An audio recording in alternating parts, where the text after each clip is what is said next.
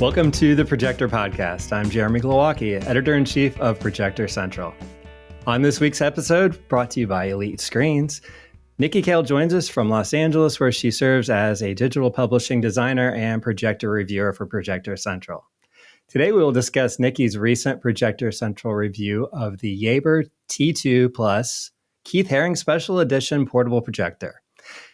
Nikki writes that this projector's unique design, which was inspired by the 1980s street art legend, is a conversation starter and that its excellent JBL speakers are impressive.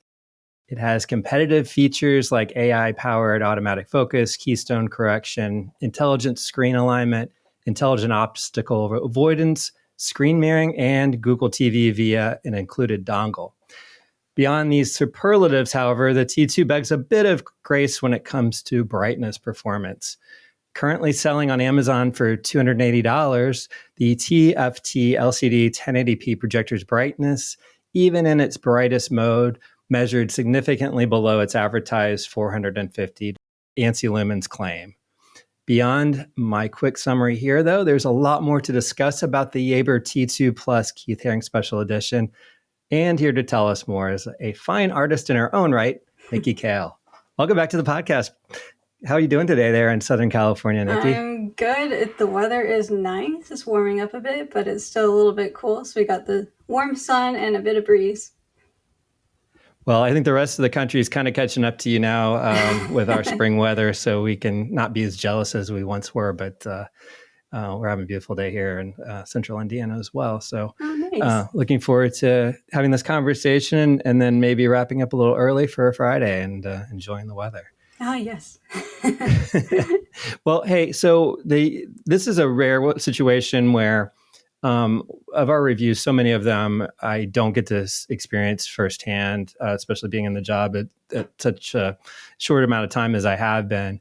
As I get going in with things, I will see projectors at trade shows more often and then be able to see what the reviews, how they match up to what I saw in person. But the Yaber T2 Plus, I actually do remember seeing at the most recent CES, which is my first trade show event, first and only at this point, since taking the role here at ProjectorCentral. A lot of that one day and out was a blur to me because I was new on the job. It was just taking in a lot of new information, a lot of brands that I wasn't familiar with, specifically companies out of China that may not be in the CEDIA channel that I'm familiar with, or even Infocom side. This was one of those types of product brands where big Chinese lifestyle projector brand. But the thing that really stood out to me was this unique special edition, this Keith Haring design. Yeah. When I saw that this was an opportunity for review, I thought this is a perfect fit for you, Nikki, with your interest in art and maybe not as high a performing product, but for the price, maybe a good option for some folks out there who just wanted something simple, inexpensive, that does the trick in a darker room, but want something stylish. So what were your initial thoughts with the whole Keith Haring thing? Yeah, I thought it was really cool. I've seen a lot of brands do collaborations, but they're mostly on, apparel, or I've seen artists do collaborations on cars, especially like graffiti artists will team up with, car companies. But I haven't seen projector companies and artists team up. So this was really something new for me. And I was very excited about it. And graffiti artists are very interesting because their styles are so different and they vary. So, and Keith Haring is so well known in that community. So that was pretty cool for me to see. Yeah, it's something that I was talking to Alan, our producer, about. He's in New York right now, and there's a sort of kind of a legendary kind of New York connection here with Keith Haring. Obviously, the '80s when graffiti art was really going strong, and he became like a gallery artist then. And people who don't maybe register other than just a quick Google search, who Keith Haring is, his famous art is like the Radiant Baby, the Barking Dog, Love and Heart. And then the one thing I was telling Alan was like, for the longest time when I lived in New York, if I'd rent a car and I was coming back from like the north of New York City, like the Bronx or somewhere around there, you'd come across this handball court, and there was a big wall for the handball that was the crack is whack design that he'd come up with, that they've kept, that's cool. Painted all these years. So wow. To have an actual Keith Haring on the street of New York was still pretty cool back in, we're in the 2000s. So cool, like definitely connection there. It sort of surprised me from a Chinese brand, that they would be connected to something that was kind of quintessential American in the 80s, It's a very interesting connection to have there. Just you'd think that of like an American brand. Yeah, absolutely. And then they make on their website, they make a connection that they say that it's like the crossover of art and, technology and accessible art, that type of thing. So I like their branding there. Their marketing is really cool. We've got maybe some performance issues to talk about, but maybe let's dive into what your first impressions were, maybe what you can remember when you first took this out, beyond the Keith Haring aspect of it. Yeah, so the branding was, I'm big on branding, as just being in graphic art, my background. A lot of the freelance work that I did in the very beginning of my freelance career was in graphic design with packaging and creating graphics for people. So I open the box and I see all of these little extras, not just the fact that it had like this cute little lens cap with I think it's the barking dog on top, which doesn't have like an attachment to it. So you could lose it. You want to keep that on hand somewhere.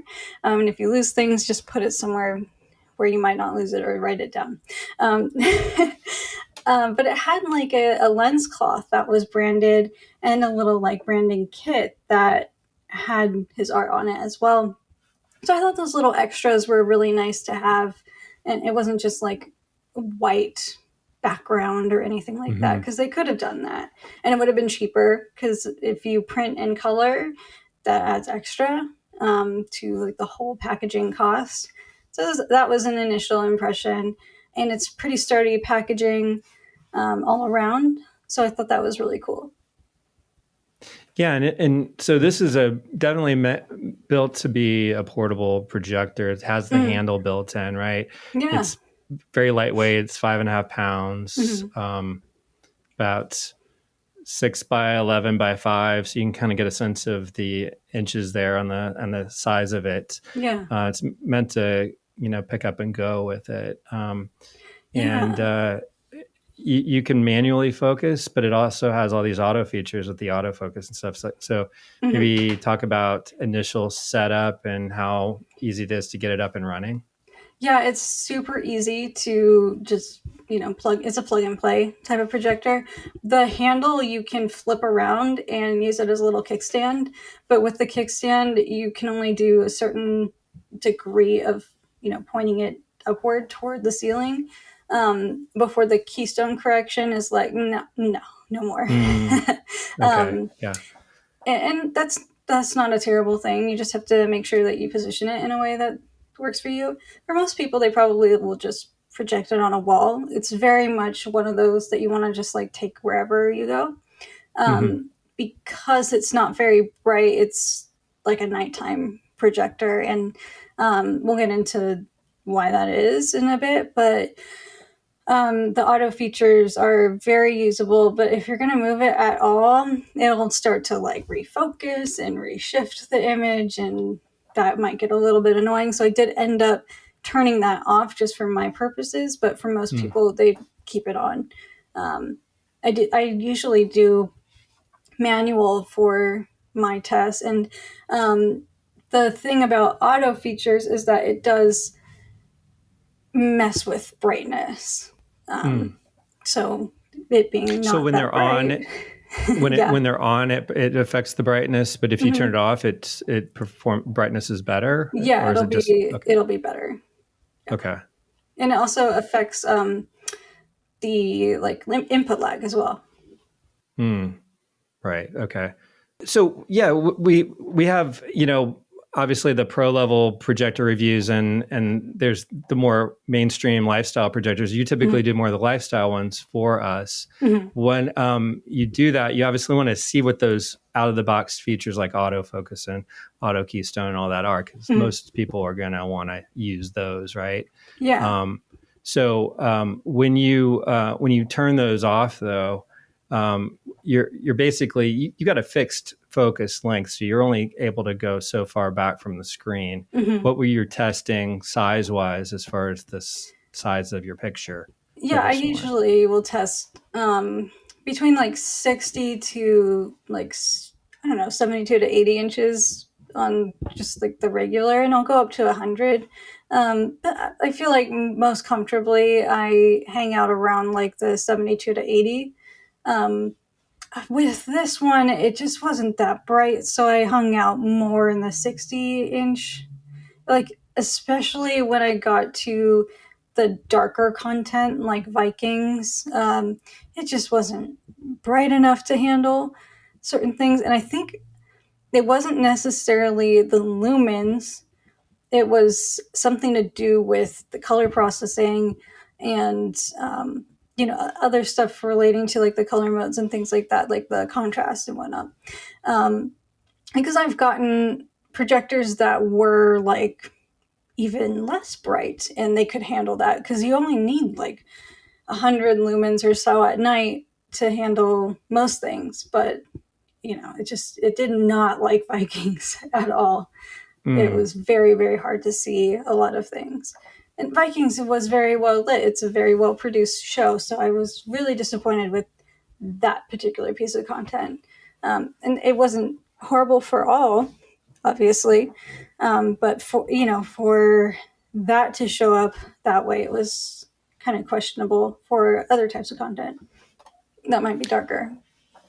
Yeah. And so we talk about the smart TV features. So you're not necessarily needing it for that. You like connecting to a device, typically like a gaming console or Blu-ray. I did use the dongle though for those. Yeah. Those particular tests. So yeah, that's one of those probably cost saving situations where instead of integrating their smart features into the hardware itself, they have the external dongle. The only kind of negative on that is you've got something kind of sticking out of this projector. It like messes the aesthetics, and be careful probably around it. Not Luckily, to knock the dongle. The adapter made it go downward and not outward. Because when I saw that it had a dongle, I was like, ew. Yeah. But then it said, here's the adapter. And I was like, okay, what is this thing? And then I saw that it goes down, and I was like, okay, I don't hate this. And then I barely cared about it, other than the fact that, it was using up the only port for HDMI. But the reason they, had that versus, not having a dongle, I guess, was because it's like literally the same unit as their just T2, which isn't smart. And I guess instead of redoing it, they just added the dongle to make it smart. Yes, that's interesting. So the other one just doesn't have the dongle capability. It won't be able to read that dongle. Yeah.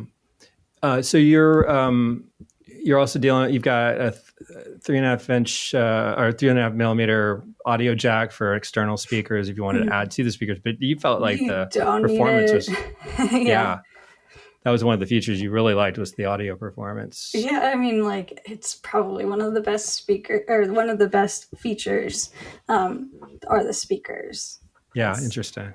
I loved that part. While I was doing my homework for my perspective drawing class, I just had my playlist running. I was like, this is great. I really enjoyed that. You've got an Ethernet jack on there. You've got a USB 2 Type A port. and you said that the built-in battery is set to last up to 2.5 hours. So you Yeah.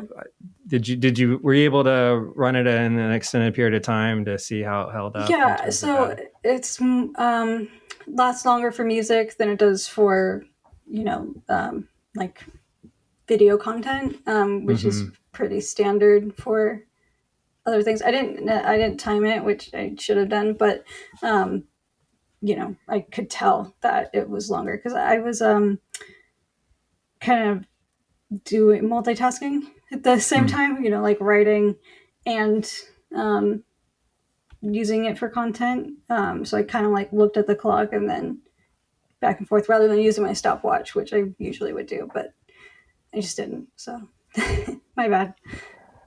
And you tested out screen mirroring as well in your review. So maybe you could go into that experience and what worked well and maybe what didn't work as well. Okay, yeah. So the NFC, you just like take your phone and like there's this little area on top and it connects really easily. And I believe it's like with like an app. And that worked beautifully. When I tried to use AirPlay, it just didn't work very well. And I had like some skipping and stuff. The audio only, like using audio only, Bluetooth was the way to do that. Because if you tried to do it using screen mirroring, it was bad. It was just really glitchy. not. Yeah. You had like skipping that happened with like the music where it was just very not enjoyable.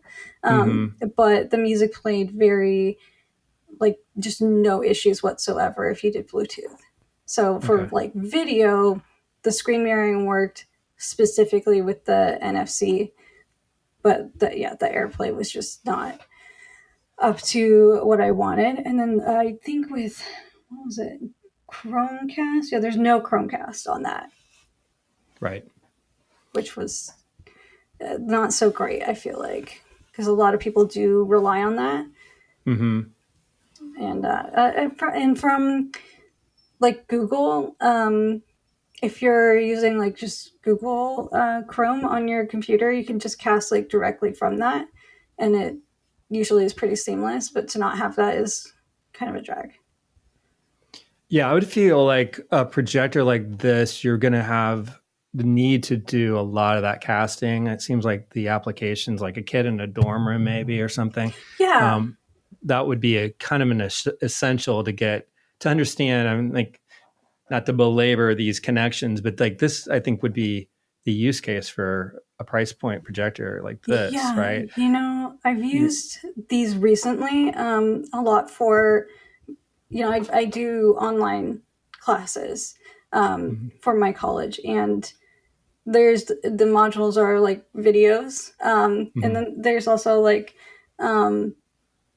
written content and stuff. It's mostly videos, so and for some reason it doesn't work with Safari. It just wants Google Chrome for my school website.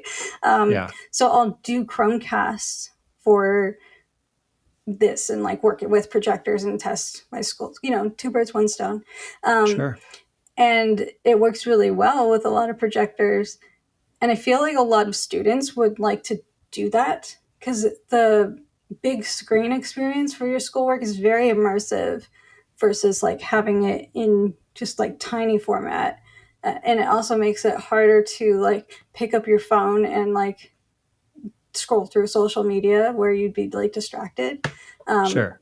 So I feel like that's like a good use for a projector for like a student in their dorm, and it's a tiny space, but like you could make it big on the wall in general, I feel like. So.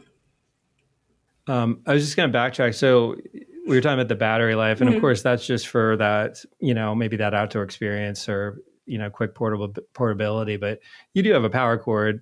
And the one thing you said was it's very short. So short. Yeah. I mean, maybe in a tiny dorm room, that's okay. Maybe. But you still probably need an extension cord. I mean, I set it up in my my bedroom here, which it's probably the size of a dorm room, And I was still like, all right, so I have a power strip here, and then like I'm setting it up here. Well, that doesn't quite reach, so I have one by my nightstand here. That'll work. But I was just like, this is short. Yeah, and they aren't on these lifestyle projectors. They're not going to give you very long cords typically, but this Yeah, but one I is felt like especially short. this was like my hair dryer has a longer Like it almost seems like it's for power cord. recharging the battery than it is for running power, right? Yeah, Like, it yeah. was absurdly short. I'm like, is this where you saved money? Because Okay. Yeah. it's so short. Yeah. I mean, I feel like you should in your house somewhere have an extension Sure. cable, but why isn't it not just like 2 feet longer? Is Sure. But absurd. it does make me think that they're not really thinking this as a long term, like, let's sit down and watch this forever. It's more of the portable hit Yeah, and but go like kind of style with the battery. a lot of movies are getting up there of like 2 hours to like True. 3 hours, you know, or like Yeah. everybody So even, binges. And like, I don't know about you, but I'll watch for longer than 2.5 hours. So, yeah, that's a fair point. you know, I'm like, that's not long enough. No. Well, so let's talk about your experience with the 6 color modes and what you saw there. Obviously, you said even at the brightest mode, it measured only 265 lumens versus what was the listed 450. So not great there in terms of claiming Yeah, something and not performing. But it was vivid mode even watchable at that level? I didn't like it. Mm-hmm. No, I mean, I usually don't like the brightest modes, but it was No, very nobody ever like, does. it Yeah. was Yeah. oversaturated, and you know, natural mode was definitely like, I would say better for, you know, your movie watching. And that was Yeah, only 223 lemons there. yeah. So So I really, like, really dropping low. really, it's a nighttime Mm-hmm. projector. Um, and if you're a student, you're probably going to be watching it at night. You know, there's not like a lot of time where you'd be watching during the day. Um, some students have like weird hours, or like I can go to class whenever. I can go to class at 2 in the morning if I want to. But yeah, it's not bright enough for that. Even with like blackout curtains, you're kind of like, uh, yeah. Mm-hmm. But the colors looked really similar to each other. It just felt more like there was like a little bit of difference between the colors between each mode. It seemed more like the brightness levels were the difference between them. Okay. And yeah, and then like the saturation. Okay. So you can make it work as a dark room movie Oh yeah, streaming TV definitely. projector. Now gaming, on the other hand, the lag not good enough to really do much Not there. really. I mean, I gamed on it and it was fine. I think it was Spyro the Dragon that I played, and I was like, oh, this is kind of lagging oddly. But it was like, it was just kind of skipping in a strange Mm. way. It wasn't horrible. Like, I think maybe back in the days when I'd play PlayStation 2, like my discs would skip like that, you know. You know, you just deal with it. But with so many other projectors out there that are better for gaming, you can do better, definitely. But you Yeah, could get away with it. Get away with gaming. Just don't play Call of Duty or like any games online where you're going to play with other people, because they'll just annihilate you. maybe stick to Animal Crossing or something like that, I right? think if you got Animal Crossing or some cozy game like that, you'd be fine. And I'm having to pick up the pace here on learning gaming stuff because that's not my forte. But you know, I have kids, and I also have like one that's kind of more of an Animal Crossing game person Oh, as a that's junior in high fun. school. You know, she likes to just chill. We've got the more aggressive games now Mm, too that I inherited thanks to Projector Central that uh-huh. I'm going to start learning about because I want to understand what you guys are talking about in this category. But How still fun. not there yet. But fortunately, my daughter, who's the college kid, Mm. He's got the boyfriend who is like, all in on it. So Into I said, it. you're going to have to just walk me through this because I don't What a like reading fun in bonding directions. experience. Yeah, exactly. I think it's They're the first still time we've the had a games are gonna conversation. make you. They're gonna make you go through the tutorials, though. You don't get to skip. See, I don't like to do that. That's It's fine. They're just gonna be like, press this button, use this stick to walk forward. And my mom's so funny because she's like, I can't like do the tutorials. Like I'll do them wrong, and I'm like, I don't know how because it tells it's you what so to do. super basic. Yeah. I tried to play the NBA basketball one, which isn't even new, and I just thought I could go in there and start shooting hoops, and I literally just stand there and jump up and down, and I don't know how to pass, and the crowd starts booing me, which is hilarious. That's rude. Yeah, it's really good. That's so funny. Yeah. I'm Anyway, going to I'll get there. be doing a gaming night with my nephew who's 13. And we're going to be playing Sea of Thieves on Xbox. So that'll be fun. I'll probably, whenever I have a projector to test on, I'll probably multitask and, test it out when I play with him. But that's an online game. So Okay. it'll be fun. And it's a nice little bonding experience for us. You have to work together to man a pirate ship. And Ooh, cool. yeah, so working together with a 13-year-old will be super fun. Yeah. We're going to crash. We're going to have to make the ship, stop sinking and, All right. figure it out. That will be interesting. Yeah. Definitely. Well, hey, so I think we've about covered it for this particular projector. Any final thoughts on the Yaber T2? And then we can talk about what's up next for you in your reviewing.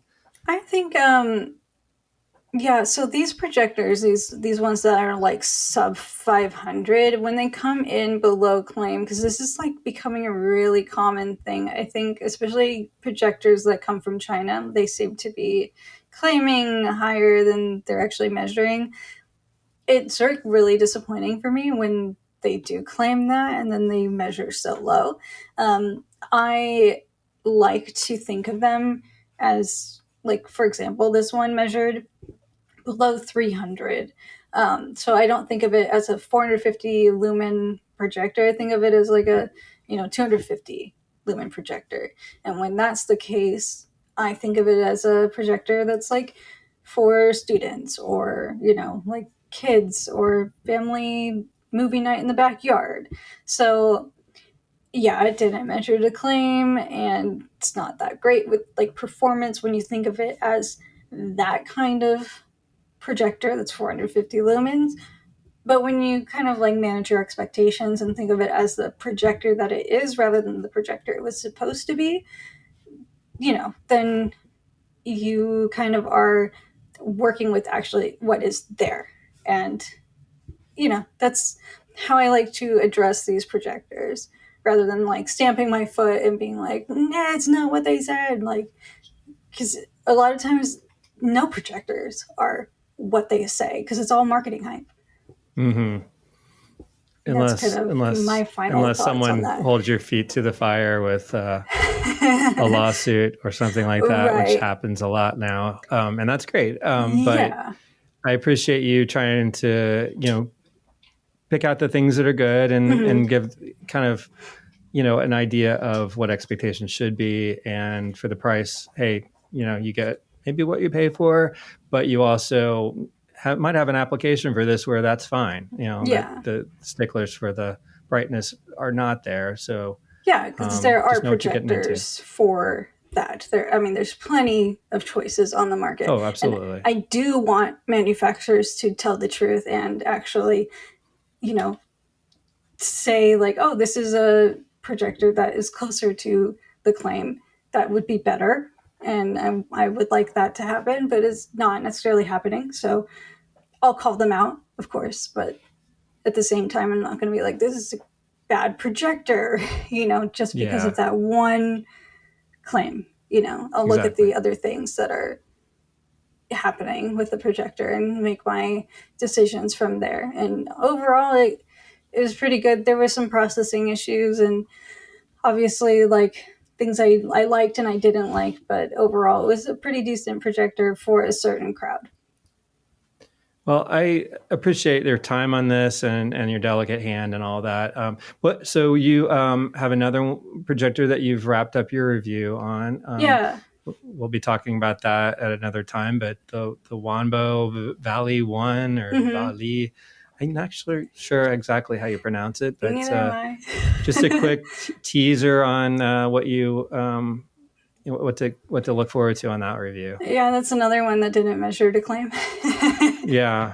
And I think that I was a little more upset just because like this one didn't measure and then that one didn't as well. Yeah, back to back. Stop. Right. But it overall, I did really like what that looked like. Just in general, like how it performed. And they're cool little projectors, like it was a fun one to do. I think that one's, got more applications than just for kids. Definitely kids could do it, but I think maybe even like an older, clientele could enjoy. It's interesting that one. What the claim was 900 ANSI lumens God, lumens, yeah. and then it was half of that. So you're getting it down to what this like when we just reviewed is something. claiming, yeah. And I was like 900. And so I was like looking around the internet, and I'm like, I'm right? Like, and other people who have reviewed this projector, they were saying like, oh, it didn't like reach the brightness. And I'm like, no kidding. But then I saw this one reviewer, he was like, let's show like how I measured it. And he like literally took one projector that was like 450 lumens and he put the Wanbo Valley one on top of it. And he's like, look at look at them. And I'm like, this is how you measured it? Like, where's your light meter, bro? Yeah. So I'm like, okay, well, I'm feeling pretty good about my process here. Yeah, it was crazy. But then you see other people who are like saying, oh no, this is like a great projector and like it's 900 lumens. And I'm like, you didn't even measure. Like, no. Guys, let's be good to the consumer and report. Yeah. So there's a lot of information out there. There's a lot of misinformation. And I'm just like happy to be able to actually report the truth to people. But yeah, 900 was a pretty gross overestimation of its capabilities. Yeah, sorry that the back-to-back was so it's okay. Uninspiring. I got a dang bay coming up next. I'm optimistic. Okay. I know that Sammy reviewed some dang bays, and I saw that his reviews were generally positive, so I'm optimistic. Yeah, let's keep our fingers crossed on that and have a better experience and have something fun to play with there. Yeah, I just started it, so we'll see. Good. Well, thank you so much, Nikki. I appreciate your time as usual, and it's great catching up and getting the straight scoop here on this projector. So we will let you get back to work and catch up on the next one then. Looking forward to it. Based in Los Angeles, California, Nikki Kahl serves as a digital publishing designer and projector reviewer at ProjectorCentral, where you can read not only our most recent review of the Yaber T2 Plus Keith Haring Special Edition, but also the Philips GamePix 900, X-Jimmy Mogo 3 Pro, and much, much more. And that wraps up today's show, which was produced by ProjectorCentral. Special thanks to today's sponsor, Elite Screens. You can learn more about their new Starbright CLR5, which was designed specifically for bottom-placed ultra short throw projectors at elitescreens.com. Please subscribe to the Projector Podcast on YouTube, Apple Podcasts, or Spotify. Also, check out all the latest Projector product news and reviews at ProjectorCentral.com, where you can also subscribe to receive email notifications about our articles on the day that they are published.